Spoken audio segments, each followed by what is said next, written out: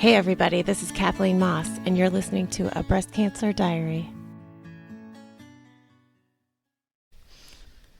Today's my first in-person interview. I have my friend Brenda Huff with me. She's a neighbor and my sidekick that I invite to all kinds of local events. We hang out together in person a lot, and I thought I would have her here to my house for an interview for the podcast. And Brenda is a resident of Forest Grove, the town that's closest to where I live. And she is a former stay-at-home mom raising her kids. And she's also right now in recovery from a number of injuries and from homelessness. So she's had a bit of a rough time recently, but she's doing amazingly and recovering. And so I really wanted to invite her to tell her story. She's a fellow flatty. She had stage 3 breast cancer, went straight to flat from a double mastectomy, and went through treatment with chemo. And did you have radiation? I can't remember. Yes. Yeah, you had radiation too. So we live in the same community, have a lot of the same friends, and we're part of the same flat community called West Valley Flatties. And so Brenda and I see each other a lot. And I wanted to ask her in particular about a part of her story that involves the early days of her being flat and being on chemo.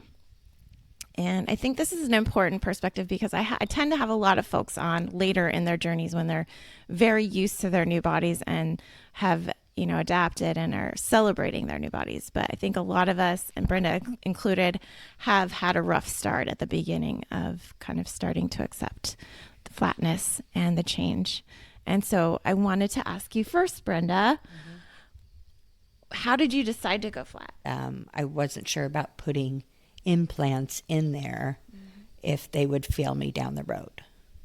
My surgeon had said something about it, and he had asked me several times if I wanted the implants, and I said no. I said, I think I'll just hold off and I'll just be flat. Okay, so it was kind of just your own intuition, your own feeling about what you needed. Yeah. And did you have any fears about what you would look like when you first saw yourself in the mirror after that surgery? Yeah, I did. It was hard. It was really hard.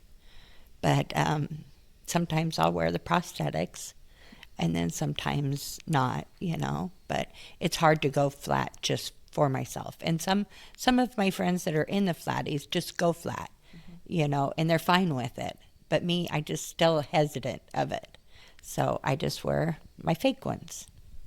Yeah, no, that's great. I think for me, I have a fake one too, because I have a small Goldilocks, and then I have a little fake prosthetic that it kind of sticks onto my skin, and I can wear it when I'm feeling uncomfortable. And I feel like I wear it in the times when I'm feeling like all eyes are on me, or maybe some eyes that I don't really know or trust maybe on me. But yeah, I think it's great to have that freedom to be like in your body and not putting the extra stuff on sometimes, and then on the days when you need to, then putting the extra stuff, the extra prosthetic on. I think that's awesome, and I think we should all feel the freedom to do that. But then I have a little joke about that too, about wearing the prosthetics. Mine are just made of cotton, but I've gotten outside of the house to get ready to go somewhere, and I'm walking down the street, and I look down, and one of my prosthetic is much lower than the other one. Yeah. And so it's like, what do? You turn around and pray nobody's looking because you're playing with your boobs, Oh my goodness. Yeah. So I have a story about that. This Christmas, I was the one that hosted here at my home, and I was running around and getting a little sweaty wearing my prosthetic.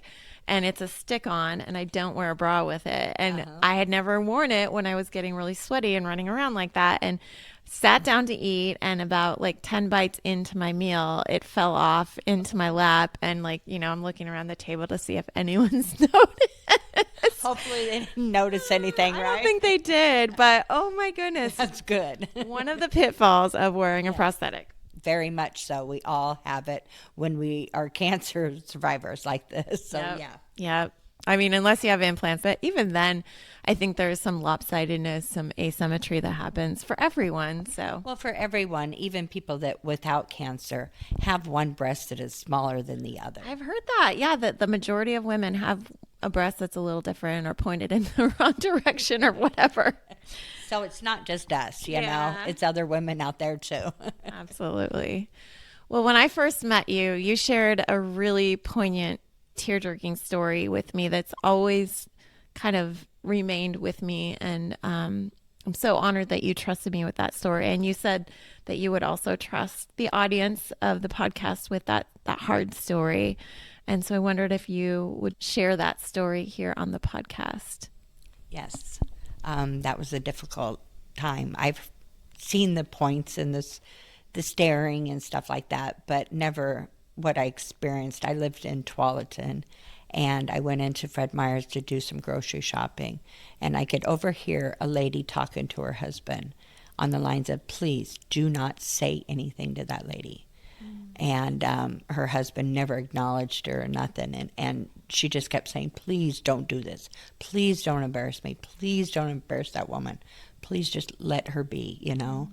And he came up to me and he said, and I can't remember word for word what it is, but he was really rude to the point where he says, women have hair. Why don't you have hair? You look like a male. And that really hit. It hit home pretty good. That lady was very upset. She tried to apologize up one side, down the other, and there was no going back from that. She left her husband in that store and walked out without him. Good. I'm glad that she did that. It's very hard because at that point I had no breast. I have no hair. Yeah, I look like a man. I mean, it's gotten better, but, you know, and a lot of the men were the ones that would point and stare, let alone the little kids. But I taught my kids, you don't point and stare, you know, but a lot of parents don't teach them that. And that's the hard part in here. Absolutely. Yeah. Thank you for sharing that. I know at that time you were really raw. You were still going through the treatment. You had no choice but to do your own grocery shopping. And so it wasn't like you could, you know, put a prosthetic on or put a wig on. In that point, you were struggling and so. struggling financially too, I imagine. Yes. Cancer is very expensive. I mean, really, it is, because not a lot of the free wigs are out there. Not a lot of the free prosthetic is out there. I was very thankful for you because you were able to give me the swimmer prosthetics, and those were fun, and I really appreciate that very much, because I really struggled with that too, to even go to a pool because I have no breast. Mm-hmm. So that was the hard part, and a lot of bathing suits require breast in order to look presentable or whatever. And I still struggle with it, but I'm thankful that I got help with you, and then I found out other communities and stuff out there that will help with breast, you know, just the prosthetic ones. But yeah. So I remember when you and I first met, the first day that we met, and we'd been in touch a lot through Facebook and email and things like that prior, because we were meeting because of the Komen Walk in Portland at the zoo. Yes. And you brought your own team, and your team was really good at communicating with me as kind of the head of our larger team and a support group for yourself. And you guys had made beautiful T-shirts. I can't remember what they said, but something about supporting you, Brenda. And I loved your energy, and you were all dressed up in tutus and you matched. And I'll never forget, you were one of the first women I've ever seen take your shirt off in one of those breast cancer walks for the first time, and, you know, experience that novelty of sharing that intimate part of your body with the other breast cancer survivors around you. Do you remember what that felt like on that day? It was an emotional day. You know, I mean, all around it was emotional. I got to meet new people, and then I just felt like I'm here with them. I might as well experience it with them. And that was a tearjerker, but it felt good. It felt good to be around those women that look like me, feel like me, you know? It was good. Absolutely. I relate to that. I think I remember you saying, what the heck? And just taking your shirt off, because you saw so many of us that had done so, yes, that were a part of our team as the Oregon Flatties, I guess is what the name of our team, or Stand Tall AFC was the sponsor. Yes. So you were joining us because you saw the solidarity already, and you wanted to be a part of that solidarity. Yes, that's what it was. I wanted to be one of you. You know what I mean? So, yeah, it felt good. I was hesitant, but it felt really good. I thought, what the heck? Why not? Let's join them, you know? Yeah, and you seemed pretty exhilarated afterwards, so it seemed like it was a good experience. It was a very good day, very good experience for me. Being with the Flatties, very good. I mean, like you and I have a close relationship, and there's a few other women that I do talk to, but not the closeness that you and I have, you know? And I just think if somebody else is going through the same thing as we are, that you need to get hooked up with the Flatties. Yeah, it's been really amazing. That first day that I met you, there were a dozen of us that had our shirts off and with power. There was a lot of power that day. This last October, it was a little quieter. There was a kind of a rival event in Bend. A lot of the Flatties were doing a floating down the Deschutes River activity. And so it was just you and I with our shirts off this last October. And that felt pretty different. Tell me what you remember about that experience, just being the two of us. That was kind of different because it was kind of more butterflies, you know what I mean? Because it was, like you said, just you and I there. So that was more butterflies, like, do we do this or do we hold off, or, you know? So it was a little struggle, but we did it, right? Absolutely. I mean, you know, we had to support, you know, us. It was colder too, I remember. It was really, yeah. So we didn't keep them off for very long. No, not very long at all, I'm telling you. It was, yeah.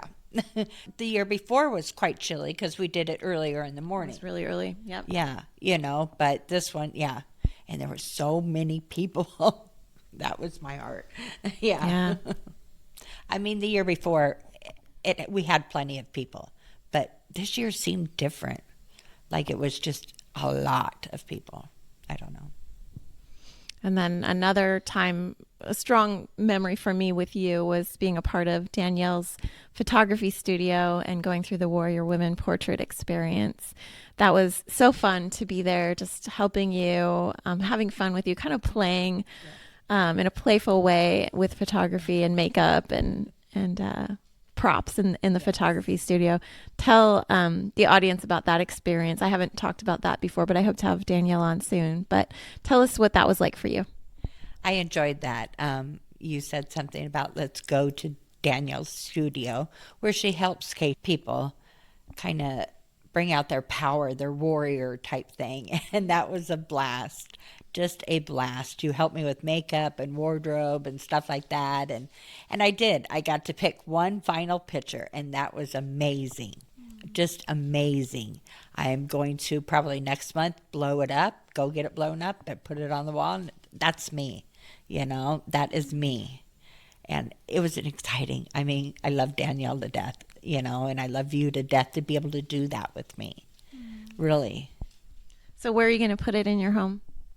I think I'm going to put it right in the living room. When everybody walks in, that's what they're going to see. That's amazing. You know, because that's me, you know. I mean, big and out there, you know, as much as you can. The cancer, yeah, the emotional part of it comes later, you know, in the evening and stuff. But that's the hard part, but I'm doing it. I want to hear more about that. But before we move on from the photo, tell us what the photo looks like.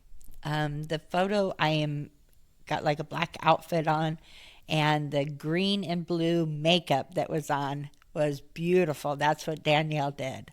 And I love that makeup. And then I have like, I think it's flames I think it's flames coming out of my hands for like fire type thing, you know. I think so. Yeah, she added that in as a special effect post-production, I think. Yeah, she added it in when I went and looked at the pictures.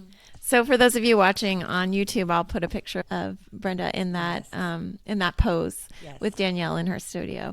I thought that was amazing. Yeah, it was a good day. It was. Yeah. So you had talked about some of the emotional side of adapting to this change in your body and still recovering from cancer, and some of those emotions come more in the evening. Yeah, they come more in the evening when it's downtime.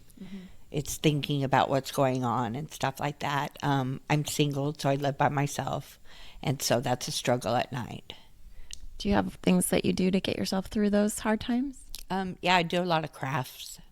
I enjoy doing stuff with silk flowers and doing different craft ideas, and, you know, generally I just give them away, but, you know, it's fun and it keeps my mind, keeps all that away.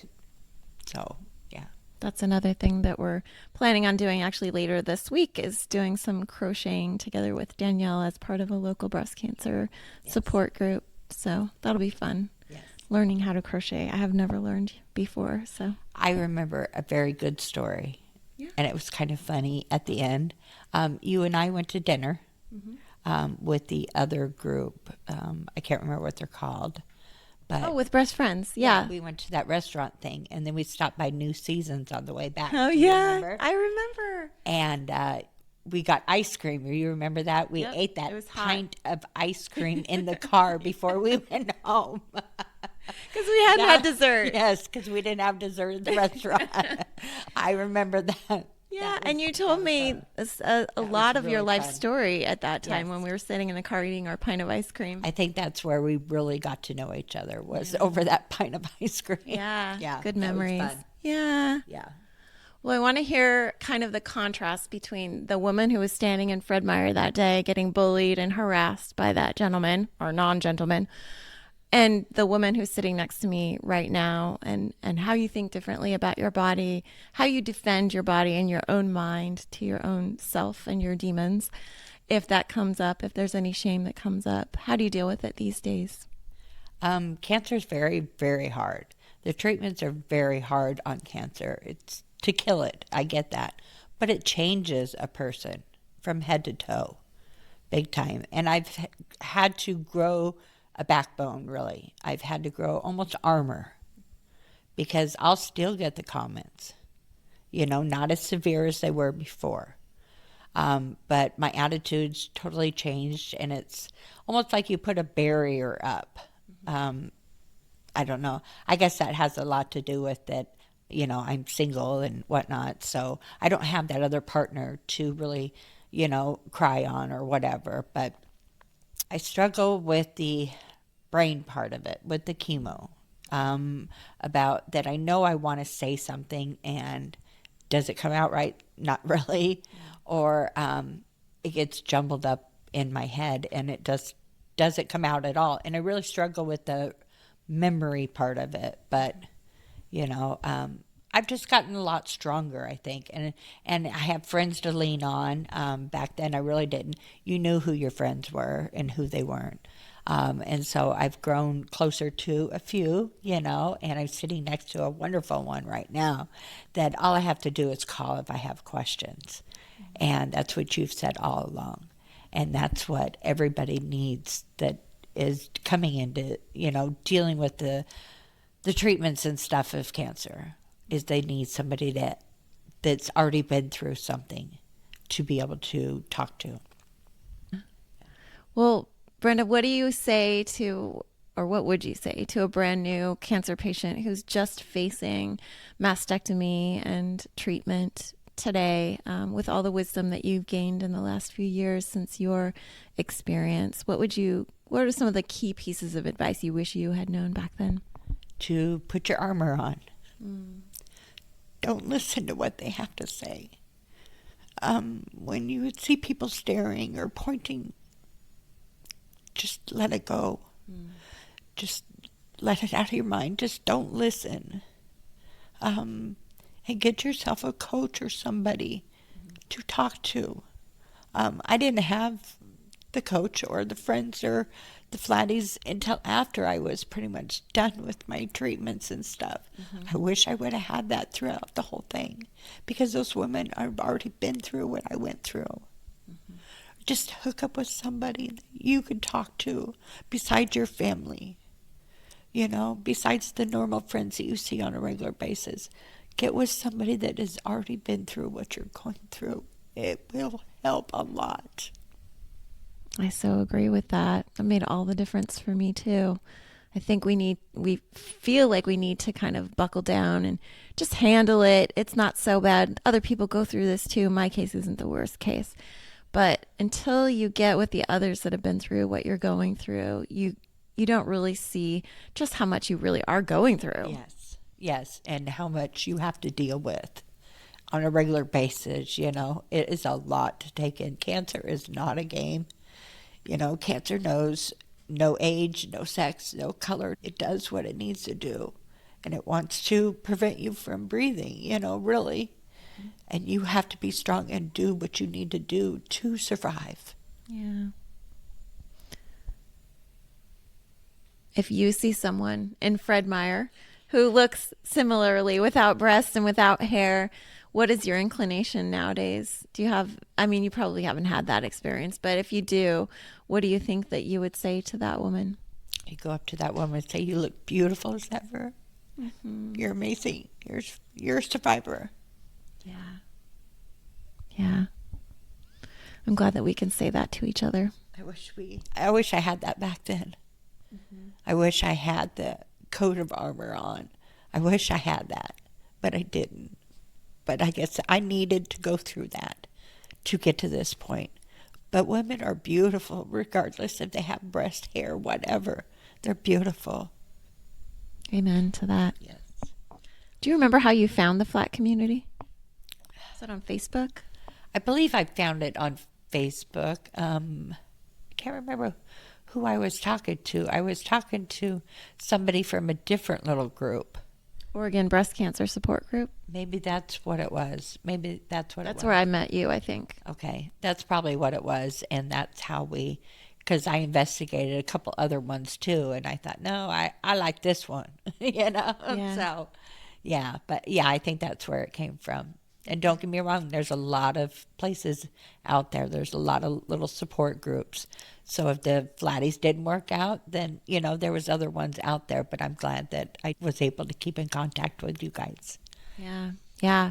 There's so many little niches within the breast cancer community. There's triple negative, there's lobular like me, and then the way that we look afterwards, flatties versus, people who have had to explant. That's another, special group, people that understand going through having their hopes up about having new breasts and then their new breasts not working out for them. Mm-hmm. So I feel like we connect around those little minority margin experiences. Because us women that are in the flatties have a little bit of this and a little bit of that. So we kind of have all those different little groups in there. You know what I mean? Yep. Yeah. Well, thanks, Brenda, for being here. Thank you so much. I just want to say that I'm proud of the woman that you are today. You're taking such good care of yourself and advocating for yourself. And being alone, it's hard to do that. I know. It is. It's a struggle. But I'm just thankful to have you as a friend. So thank you so much. And thank you for doing this. I figured that I got cancer for a reason. I got a cancer so that I could teach somebody. Mm-hmm. And hopefully this podcast will teach somebody what I went through, and maybe they won't have to do the same thing. Yeah. Yeah. Don't stay alone. If you're isolating, reach out and find a group and find a way to connect with people in person. I think that's really good. Really good advice. Yes. I'm so glad that you're just down the street from me. I know, me too. Thank you so much. Yeah. Thank you. Mm-hmm.